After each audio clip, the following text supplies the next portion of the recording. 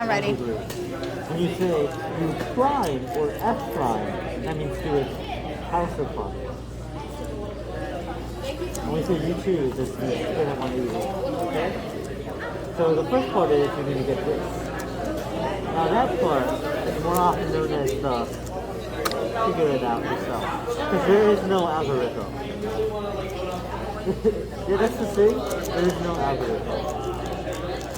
So that's one of the harder parts.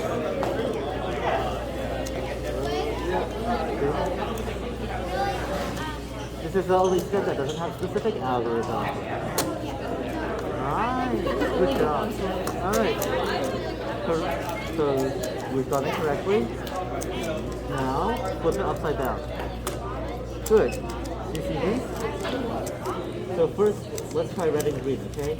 Locate the corner piece with white, red, and green. With white, red, and green. There we go. Now, you can see that the red is on here, and the green is over there, right? So now all you need to do is follow this formula, since the white is on the top. And the same follows for blue and red, and orange and blue.